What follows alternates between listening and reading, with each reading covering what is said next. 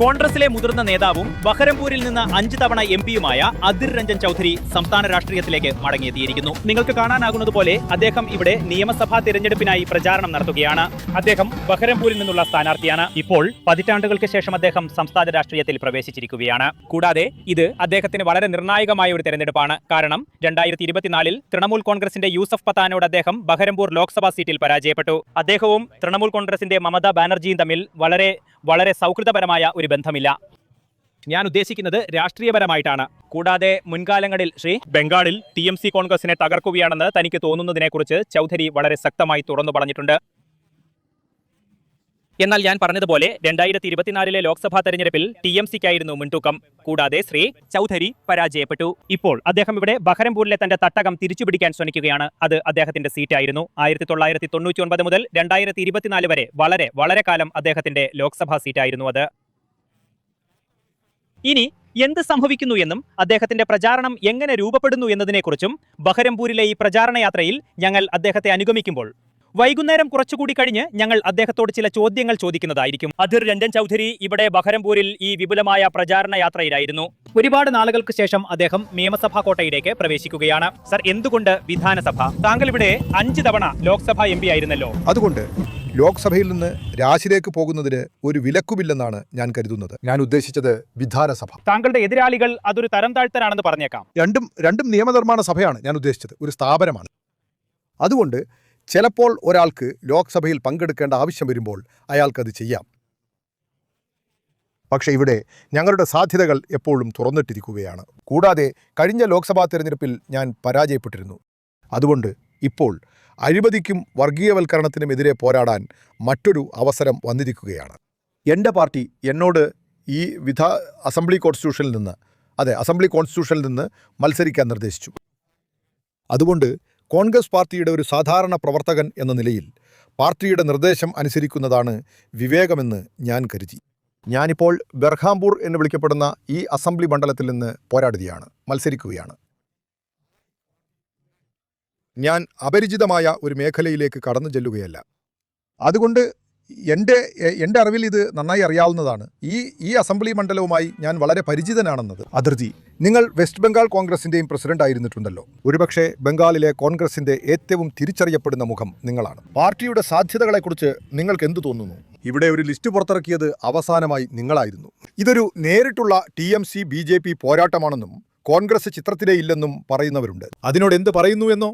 നോക്കൂ, ഞങ്ങൾ ബംഗാൾ രാഷ്ട്രീയത്തിൽ വളരെ പ്രകടമാണ്. ബംഗാൾ രാഷ്ട്രീയത്തിൽ ഞങ്ങൾക്ക് വളരെയധികം പ്രസക്തിയുണ്ട്. ഇത്തവണ ഞങ്ങളുടെ പാർട്ടി തിരഞ്ഞെടുപ്പിൽ ഒറ്റയ്ക്ക് മത്സരിക്കാൻ തീരുമാനിച്ചിരിക്കുകയാണ്. അതുവഴി ഞങ്ങളുടെ പാർട്ടിയുടെയും താഴെത്തട്ടിലുള്ള സംഘടനാപരമായ ശക്തി വിലയിരുത്താൻ ഞങ്ങൾക്ക് കഴിയും. കൂടാതെ ഞങ്ങളുടെ നേതൃത്വവുമായുള്ള ഞങ്ങളുടെ കൂടിയാലോചനകളിൽ ഞങ്ങൾ വളരെ വ്യക്തമായി പറഞ്ഞിട്ടുണ്ട്. അതെ, മുർഷിദാബാദ്, മാൾഡ്, ദിനാജ്പൂർ, പുരുലിയ എന്നിങ്ങനെ കുറച്ച് ജില്ലകൾ ബാക്കിയുണ്ട്. അവിടെ ഞങ്ങൾക്ക് ഒറ്റയ്ക്ക് മത്സരിക്കാനും തെരഞ്ഞെടുപ്പ് പ്രക്രിയകളിൽ ഒരു ചലനമുണ്ടാക്കാനും കഴിയും. അതെ, ബംഗാളിൻ്റെ മറ്റു ഭാഗങ്ങളിൽ മുർഷിദാബാദിലോ മറ്റ് ജില്ലകളിലോ ഉള്ളതുപോലെ ഞങ്ങൾക്ക് ശക്തിയില്ല എന്നത് തികച്ചും ശരിയാണ്. അപ്പോൾ കഴിഞ്ഞ 8-10 വർഷമായി CPMുമായുള്ള സഖ്യം അപ്പോൾ ആ ഒരർത്ഥത്തിൽ ഒരു തെറ്റായിരുന്നോ? അപ്പോൾ ഇല്ല. നോക്കൂ, ഒന്നാമതായി തുടർച്ചയായി 34 വർഷത്തോളം കോൺഗ്രസ് പ്രവർത്തകർ CPM പാർട്ടിക്കെതിരെ പോരാടുകയായിരുന്നു.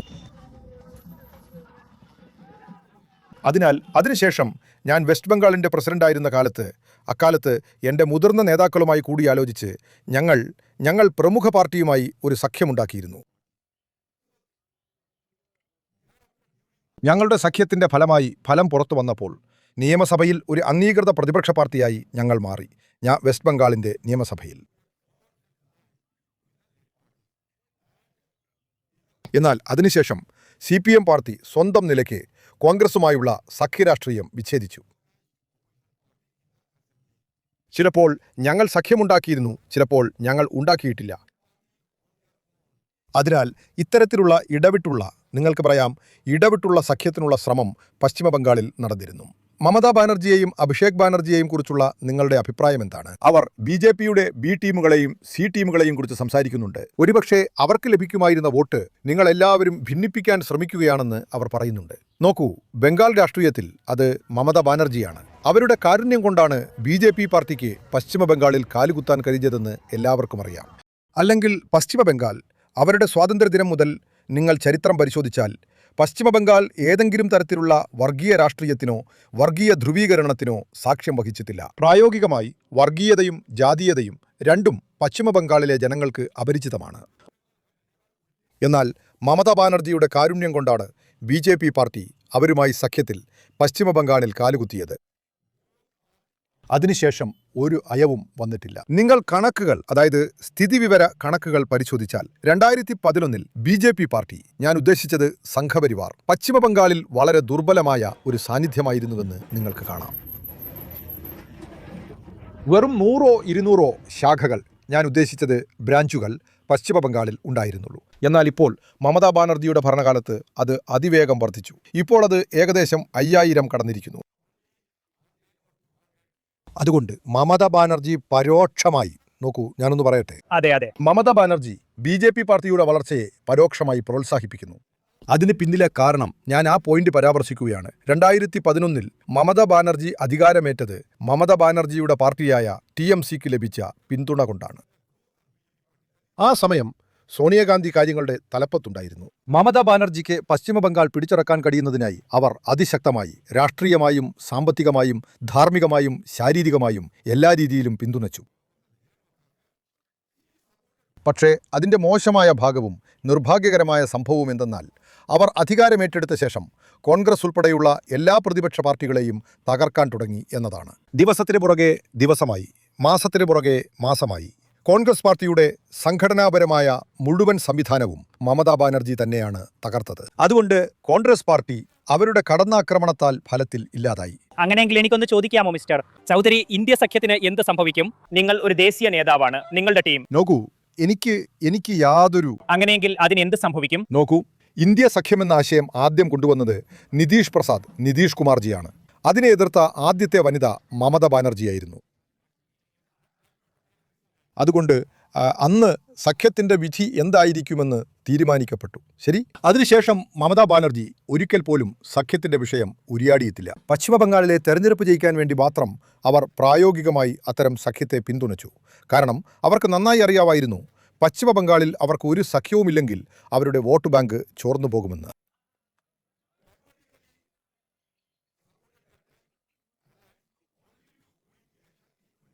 അതുകൊണ്ട് അവരൊരു തന്ത്രശാലിയായ നേതാവാണ്. അതുകൊണ്ട് അവർ വളരെ ആസൂത്രിതമായി ഒരു കരുതിക്കൂട്ടിയുള്ള പദ്ധതിയിലൂടെ ഇന്ത്യൻ സഖ്യത്തെ ആദ്യം പ്രോത്സാഹിപ്പിച്ചത് അതിനെ ഉപേക്ഷിക്കാൻ വേണ്ടി മാത്രമാണ്. അവസാനത്തെ ചോദ്യം സർ, SIR കുറിച്ചുള്ള നിങ്ങളുടെ അഭിപ്രായം. മുർഷിദാബാദ് അത് ഏറ്റവും കൂടുതൽ തീർപ്പു കൽപ്പിക്കലുകളുള്ള ജില്ലയാണ്. ഇതിനെല്ലാം ഇടയിൽ എങ്ങനെയാണ് ഒരു തെരഞ്ഞെടുപ്പ് നടക്കുന്നത്? നോക്കൂ, മുർഷിദാബാദ് ജില്ലകളിൽ 11 ലക്ഷത്തിലധികം ആളുകളെ ഒഴിവാക്കി, അതായത് അവരുടെ പേര് ഉൾപ്പെടുത്തുന്നതിൽ നിന്ന് അവരെ ഒഴിവാക്കി. അവർക്ക് അവരുടെ രാഷ്ട്രീയ, അതായത് തെരഞ്ഞെടുപ്പ് ഫ്രാഞ്ചൈസി വിനിയോഗിക്കാൻ കഴിയുന്നുമില്ല. നോക്കൂ, അന്നു മുതൽ തന്നെ രാഹുൽ ഗാന്ധി ഇത്തരത്തിലുള്ള SIR നടപടിയെ നഖശിഖാന്തം എതിർത്തിരുന്നു. അതെല്ലാവർക്കും അറിയാം, അന്നു മുതൽ തന്നെ. അതുകൊണ്ടാണ് രാഹുൽ ഗാന്ധി ഒരു വാക്കുണ്ടാക്കിയത്, ആ ഫോർത്തെ ചോർ ഗഡ്ഡി ചോർ എന്നത്. പക്ഷേ നിങ്ങൾ ശ്രദ്ധിക്കേണ്ട ഒരു കാര്യം എന്തെന്നാൽ മമതാ ബാനർജി രാഹുൽ ഗാന്ധിയുടെ വാദത്തെ ഒരിക്കലും പിന്തുണച്ചിരുന്നില്ല. മറിച്ച് അവർ കാത്തിരിക്കുകയും അതിൽ നിന്നുള്ള രാഷ്ട്രീയ ലാഭം ഊറ്റിയെടുക്കാൻ ശ്രമിക്കുകയും ചെയ്തു. ബംഗാളിൽ SIR നടപടി ആരംഭിച്ചപ്പോൾ അവർ SIR നടപടിയെയും തെരഞ്ഞെടുപ്പ് കമ്മീഷനെയും പിന്തുണച്ചു അതിഗംഭീരമായ. ചിലപ്പോൾ അവർ ചൂടായി, ചിലപ്പോൾ അവർ തണുത്തു. മമതാ ബാനർജി നിങ്ങൾക്കറിയാമല്ലോ, മമതാ ബാനർജിക്ക് നാടകം അറിയാം, എങ്ങനെ കളിക്കണമെന്ന്, കാണികൾക്ക് മുന്നിൽ എങ്ങനെ കളിക്കണമെന്നും. അങ്ങനെ അവർ സുപ്രീം കോടതിയിൽ പോയി. സുപ്രീം കോടതിയിലെ അവരുടെ ഇടപെടലിന് ശേഷം എല്ലാം താറുമാറായി. പോരാടുന്നത് താരാണെന്നാണ് അവർ പറയുന്നത്. ഇല്ല.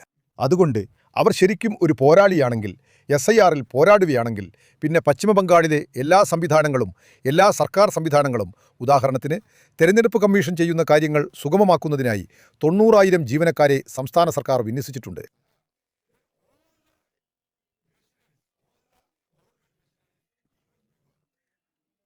പിന്നെ സാധാരണക്കാരുടെ ദുരിതങ്ങളെക്കുറിച്ച് അവർക്ക് ശരിക്കും ബോധ്യമുണ്ടെങ്കിൽ അവർക്ക് കുറഞ്ഞ പക്ഷം അവരുടെ സ്വന്തം ഉദ്യോഗസ്ഥരെ, അതായത് പേരുകൾ ചേർക്കുന്നതിന് ചുമതലപ്പെട്ട BDO, ARO, AERO, DEO എന്നിവരെ പ്രേരിപ്പിക്കാമായിരുന്നു.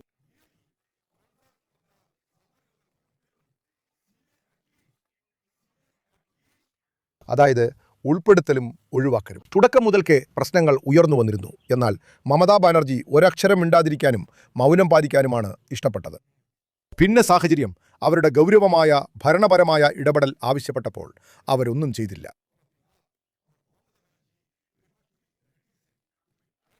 അതുകൊണ്ട് പശ്ചിമ ബംഗാളിലെ ജനങ്ങളോട് അവർ ശരിക്കും ഒരു വൃത്തികെട്ട കളിയാണ് കളിക്കുന്നത്.